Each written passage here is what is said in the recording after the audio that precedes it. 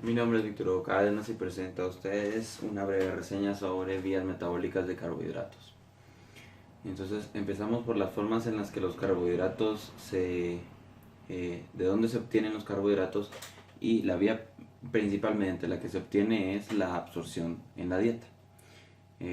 Los carbohidratos se consumen y son metabolizados, son degradados por enzimas a través del tracto gastrointestinal para su posterior absorción por el enterocito hacia el torrente sanguíneo por medio de canales SGL, T1 y GLUT5. La siguiente forma mediante la que se obtiene estas moléculas es mediante el almacenamiento que se tiene dentro del hígado a través del glucógeno. Entonces se produce una degradación del polímero de glucógeno para poder obtener glucosa. Y la siguiente involucra una biosíntesis de dicho compuesto a través de gluconeogénesis. Entonces, en este esquema tenemos el esqueleto principal de las vías metabólicas de carbohidratos. Estas consisten esencialmente en la modificación de la molécula de glucosa según las necesidades del cuerpo y la demanda de glucosa en sangre. Entonces estas vías están reguladas por los niveles de glucosa en sangre y la demanda energética, a excepción del ciclo de Krebs, que es constante durante todo el ciclo de vida celular, pero aumenta según la demanda energética. Entonces, primero tenemos dos vías que son íntimamente relacionadas por el hecho de que comparten la mayoría de sus enzimas, debido a que son reacciones reversibles, pero que difieren y que de hecho se consideran reacciones opuestas. Y este es el caso de la glicólisis y gluconeogénesis. Entonces, la glicólisis es una vía catabólica lineal de 10 reacciones que consiste en la degradación de una molécula de glucosa a una de piruvato, y en este intervalo se producen energía a través de ATP y NADH, que luego serán transportados a la mitocondria para ser transformados en ATP por medio de las lanzaderas, dependiendo del tejido en el que se estén obteniendo esta glucosa, y también el sustrato piruvato, que va a ser el punto de inicio para ciclo de Krebs, dependiendo gluconeogénesis y otras vías relacionadas. La regulación de la glicólisis está dada por tres enzimas: la hexoquinasa, cuya regulación está dada por la concentración de sustrato. Entonces la cantidad de glucosa 6-fosfato, que es el producto de la reacción de la glucosa con la hexoquinasa, se va a regular la actividad de dicha enzima. La siguiente es la fosfofructoquinasa 1, cuya característica es importante, y aquí podemos mencionar cuál es el estado glicémico del paciente para que pueda tener actividad de glicólisis. Cuando hay un aumento de la glucosa en sangre, es decir, hiperglicemia, en ese momento se va a secretar en un periodo postprandial insulina por los islotes de Langerhans. Las células beta del páncreas van a secretar insulina, que va a llegar a la membrana celular a través del torrente sanguíneo, y van a activar receptores de membrana conocidos como tirosincinasa, que están asociados a proteínas G, y van a activar cierta cadena de reacciones conocidas como la vía de la PP1. La PP1 es una enzima cuya importancia radica en que activa proteínas por medio de la fosforilación, desfosforilación, de ahí su nombre, fosfatasa, porque quita grupos fosfato que mantienen inactivas a las enzimas propias de estas vías reguladas. Entonces, en este caso podemos ver en la siguiente gráfica cuál es la regulación de la fosfofructoquinasa 1, y es debido a que la insulina, al interactuar con las proteínas de membrana, activa la vía de señalización, que a su vez desfosforila la PFK2, la fosfofructoquinasa 2, y producto de esta desfosforilación inicia la producción de un intermediario metabólico que funciona como efector alostérico de la PFK1, que es la fosfofructoquinasa, no, perdón, la fructosa 2,6 bisfosfatasa. Ahora, dentro de este gráfico también podemos ver que el hecho de que se aumente la producción de fructosa 2,6 bisfosfatasa también inhibe la vía opuesta, que en este caso sería la vía que es activada por el glucagón y que está relacionada con las reacciones opuestas a las relacionadas a la insulina, como es de esperar, que son la gluconeogénesis, etc. Y por último tenemos la piruvatocinasa, que también está regulada por las concentraciones de sustrato, esencialmente.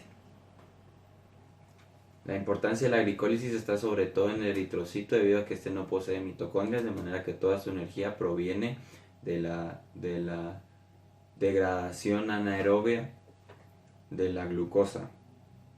Y también es importante mencionar que es indispensable la glicólisis en eritrocito, debido a que se forma un intermediario metabólico que está relacionado con el efecto Bohr, que es el 2,3-BPG, que funciona para la captación de oxígeno. La glicólisis ocurre en todas las células en su citoplasma. Luego tenemos la gluconeogénesis, que tiene una parte de su proceso está en la mitocondria y otra en citoplasma.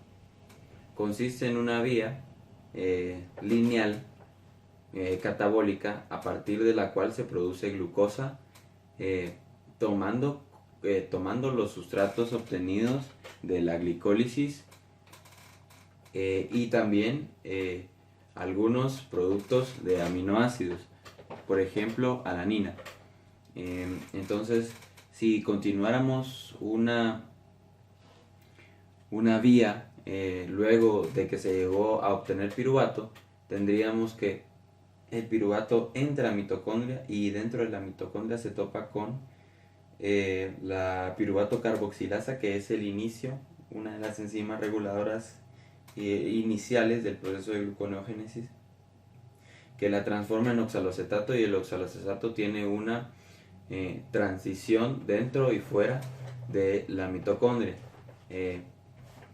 Este oxaloacetato se transforma por la malato deshidrogenasa en malato, y el malato por la lanzadera de malato sale a citoplasma, y en citoplasma es transformado de nuevo por otra malato deshidrogenasa, en este caso citoplasmática, para volverse oxaloacetato.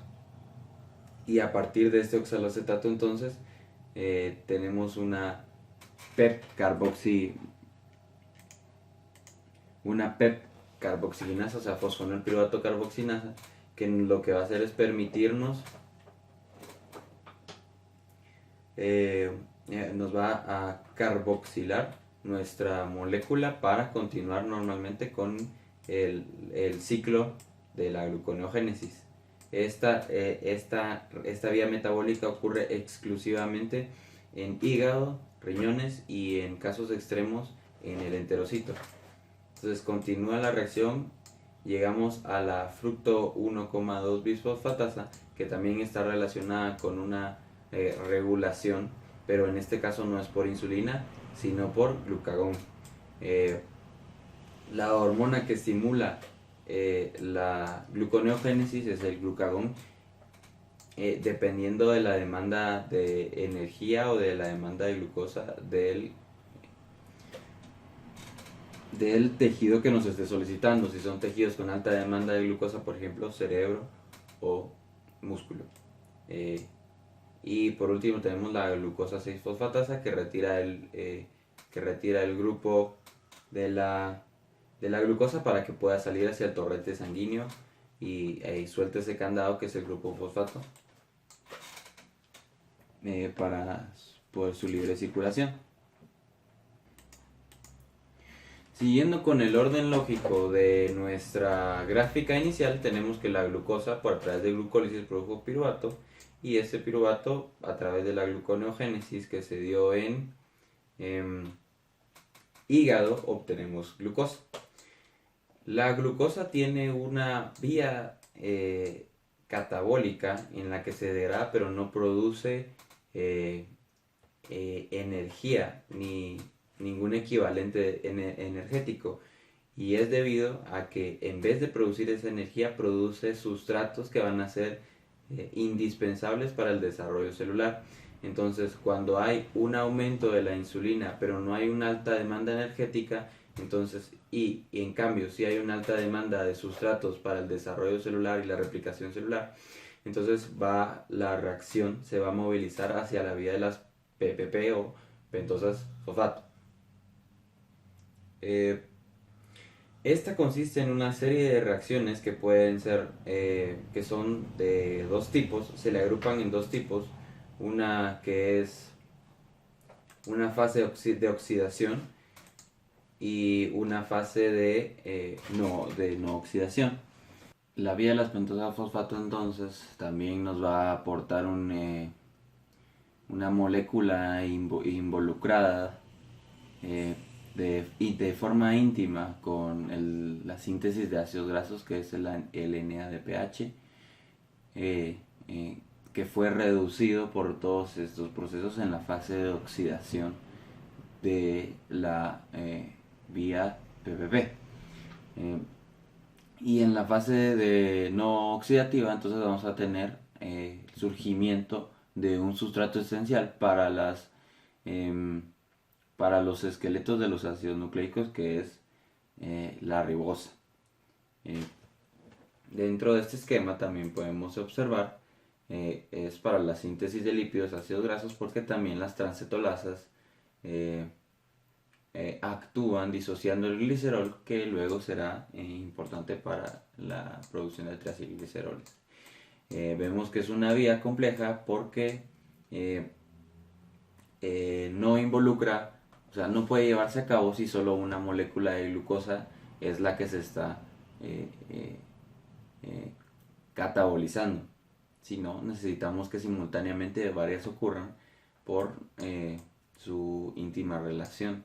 Importante es mencionar que necesitamos TPP, que es un cofactor, una coenzima de estas reacciones de la transición de grupo Z, que proviene de tiamina, ¿verdad? Es una dieta, de la dieta. La enzima más importante y la que nos determina si va a ocurrir o no esta reacción de la vía de la PPP es la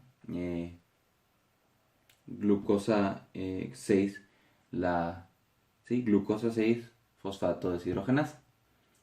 Entonces el efecto dentro de esta enzima está mediado por los niveles de insulina, por las necesidades de desarrollo de la célula. La siguiente, este esquema que tenemos aquí es una aproximación a la determinación de la vía opuesta a la insulina, es decir, el glucagón. Entonces la vía del glucagón no está relacionada con la desfosforilación, sino de forma opuesta con la fosforilación. Y el caso, su vía se le conoce como la vía de la PP1, porque no es una fosfatasa, sino de la pKa, que es una fosforilasa, proteína sinasa A. Activa la emilato ciclasa, que a su vez aumenta los niveles de AMP cíclico, que aumenta los niveles de proteína sinasa A. Y esta participa en la fosforilación de diversas enzimas que producen la respuesta característica de glucagón, que está relacionada con las vías metabólicas siguientes: la glucogenólisis, la gluconeogénesis y esas dos esencialmente. Ya que estudiamos eh, glicólisis y gluconeogenes podemos estudiar entonces la forma en la que se almacena y se utilizan los recursos almacenados de los polímeros de glucosa. Para empezar tenemos la glucogenólisis, que es una forma mediante la cual se eh, eh, elevan los niveles de glucosa para poder ser utilizadas, y es una de las fuentes esenciales de la glucosa para el metabolismo de, de estos carbohidratos. Entonces, esta vía está regulada por, como sugiere la lógica, por un descenso en los niveles de azúcar, de manera que yo necesito utilizar de mis reservas para mantener la homeostasis corporal. Entonces, está medida por la vía del glucagón. Y sabemos que el glucagón es una proteína G que activa el AMP cíclico, aumenta el nivel de AMP cíclico, fosforila pKa. Y esta fosforila proteínas, entre ellas la proteína principal asociada a la glucogenólisis, que es el proceso de ruptura de enlaces glucosídicos, que está dado por enzimas especializadas en la ruptura, que son enzimas eh, hidrolíticas. Entonces, la pKa activa la glucogenofosforilasa, que es la encargada de mediar la ruptura de estos enlaces. Entonces tenemos en esta gráfica nuestra glicólisis, en donde vamos a obtener una molécula de glucosa a través de la ruptura de estos enlaces, interviniendo la enzima desramificante, que es la que va cortando enlaces. Seguidamente ya tenemos la glucogénesis, que es la producción de un polímero para el almacenamiento de la glucosa, y que, como la lógica sugiere, se produce en niveles de glucosa elevados, o sea, insulina elevada, cuando ni hay una alta demanda de energía, o cuando sí se suplen las demandas de energía con el glucógeno que está presente en el citoplasma, y cuando es suficiente o cuando sobra, y cuando no hay demanda de necesidad de desarrollo celular. Entonces esto se produce mediante una reacción de polimerización que crea enlaces glucosídicos, y en esto se está interviniendo una glucogenosintasa. La glucogenosintasa entonces participa en la adición de una glucosa a través de una activación previa con UDP, a unirla a cierto enlace, que puede ser a una molécula ya existente mayor a 3 carbohidratos, o a un cebador, también conocido como glucogenina. Luego de que nuestra glucosa se degradó a piruvato, hay un complejo de enzimático que transforma ese piruvato en acetil-CoA en condiciones aeróbicas. Si existiera en condiciones anaeróbicas, se volvería lactato y entraría a ciclo de Cori para gluconeogénesis, y entonces que se continúe ese procedimiento.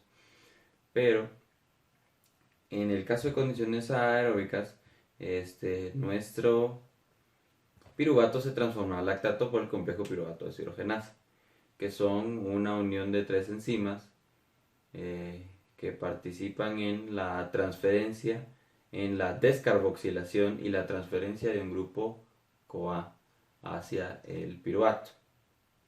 Entramos entonces a ciclo de Krebs.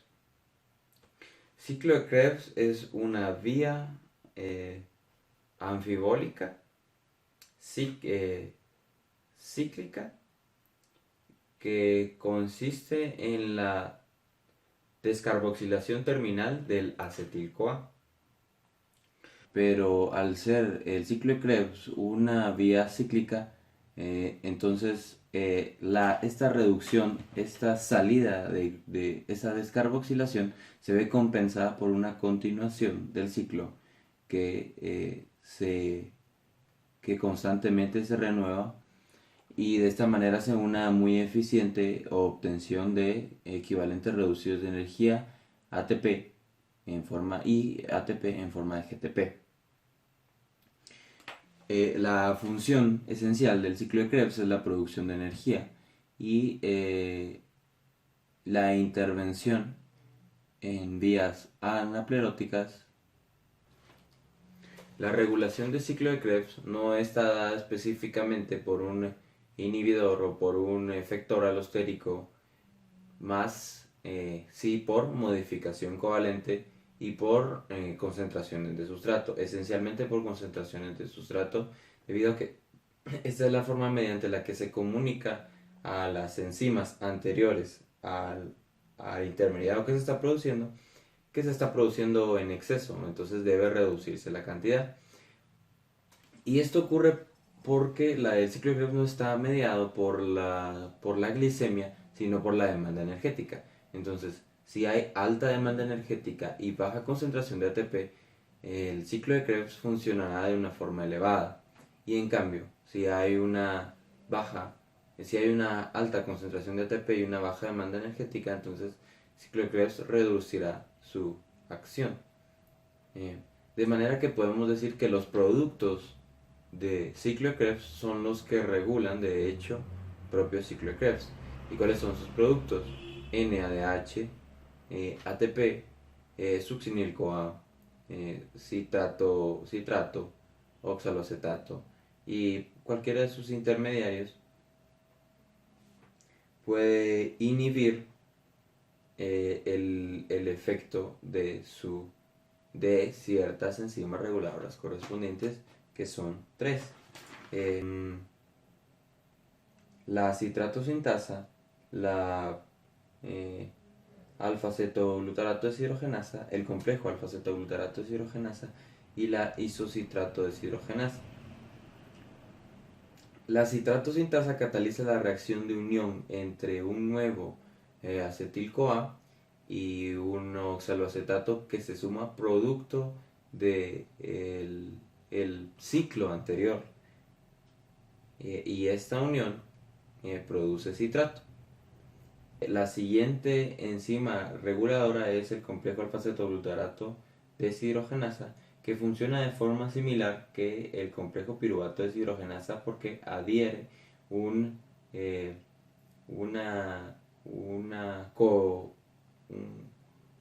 coenzima que activa y que produce la reactivación del ciclo, que es un grupo CoAsh que se une a un succinil, produciendo succinil-CoA, que posteriormente nos dará una molécula de GTP que es equivalente a ATP. El ciclo de Krebs ocurre dentro de la membrana mitocondrial y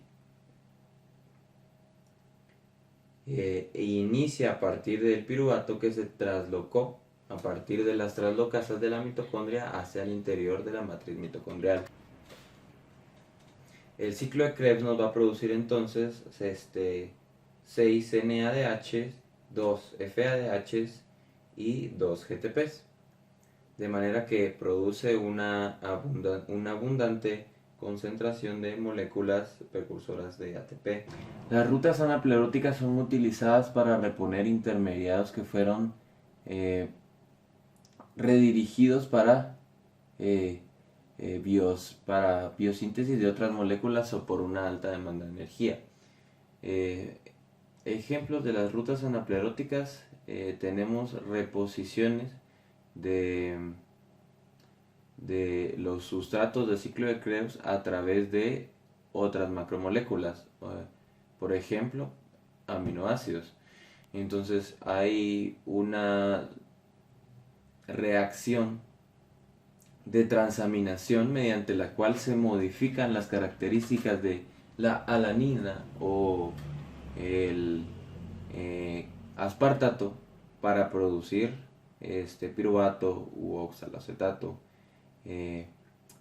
o bien alfa-cetoglutarato por glutamato. Estas están relacionadas, son dos enzimas importantes, la ACT y la ALT. Son transferasas importantes involucradas en reacciones anapleróticas.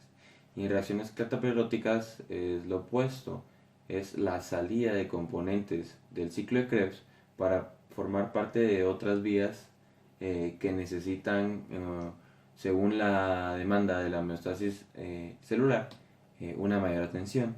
Por ejemplo, una deficiencia de glucosa en tejidos que obtienen su mayor cantidad de energía pues a través de la glucosa, por ejemplo, el oxaloacetato que ya vimos en gluconeogénesis, que sale de la matriz mitocondrial a través de la traslocasa hacia citoplasma para tener los efectos que tiene. Entonces, en resumen, podemos decir que es anfibólica porque participa tanto en un catabolismo de la molécula de acetil-CoA, pero también una reposición de esa misma molécula de acetil-CoA. Entonces podemos decir que es catabólica y anaplerótica y cataplerótica porque interviene y está íntimamente relacionado con otras importantes reacciones de la homeostasis corporal.